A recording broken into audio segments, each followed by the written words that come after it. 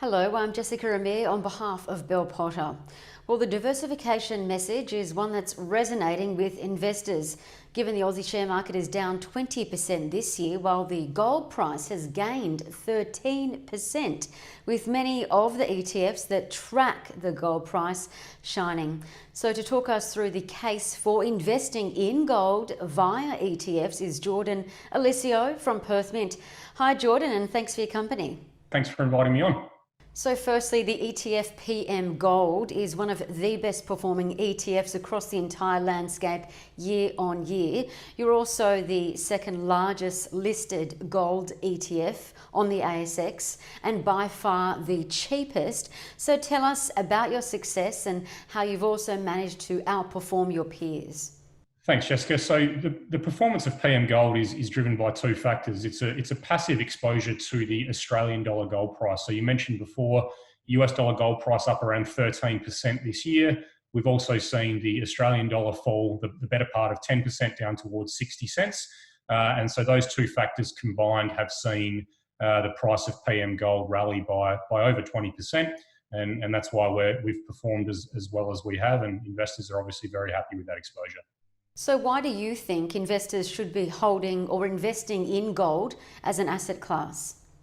I think there are a few key drivers of investment demand for gold. First is that the long-term returns of around 8% per annum are very strong. More importantly, gold tends to really thrive in environments of higher uncertainty and equity market volatility, like we've seen in Q1 of this year. So it is only natural that investors that want to hedge against equity market risk will incorporate assets like gold into their portfolio. Now, what fuels the demand for gold and what is pushing gold higher? So right now we're seeing three key areas of demand play out and influence the price. The first is actually inflows into ETFs themselves. So they're pretty much running at record highs. 2019 was a great year. This year is on track to be even better.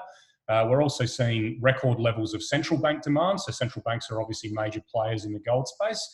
And right now in 2020, we're also seeing a very sharp pickup in retail demand for gold bars and gold coins. So those three factors combined are driving gold demand. And of course, that is helping fuel prices up towards over 1,700 US and 2,700 Australian dollars an ounce right now.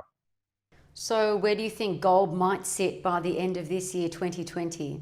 Look, we're not in the business of giving gold price forecasts, but I think probably the most important thing for investors to look at is the history of gold's performance in environments where real interest rates are low or indeed negative like they are today.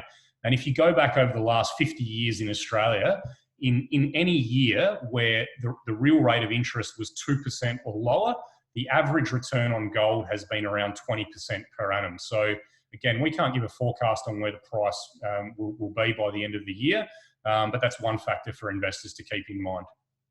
And the commodity gold has a real inverse relationship with equities. It does, and the really interesting thing there is gold displays what I'd call diversification that matters. So in environments where equities rise, historically gold rises as well. It just doesn't rise by as much. But as we've seen in Q1 of this year, and indeed across the entirety of the last 50 years, whenever equities sell off, gold becomes negatively correlated to equities. So it tends to rise, and you get that nice balancing act at the portfolio level. So as I say, that's been probably the main driver of gold demand in this quarter, has been that sort of portfolio hedge angle to the gold story. And just lastly, some investment managers believe that gold does not have a place in a well-diversified portfolio over the long term. So what are your thoughts on that? Yeah, I mean, look, obviously I respectfully disagree.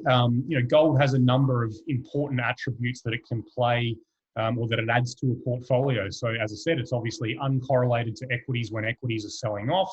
It's delivered strong returns in its own right over the long run. It's also incredibly liquid and low cost, which are positive attributes for an investment. And the reality is that gold has the longest lasting track record as a wealth protecting asset that investors can turn to. So when you consider the environment we're in, where yields are, risks in the economy, etc., I think a portfolio is well served by having some allocation to precious metals in it. Great. Jordan Eliseo from Perth Mint, thanks so much for your time and insights. My pleasure. Thank you, Jessica. Anytime. For more information about ETFs, head over to Bell Potter's website or speak to your advisor.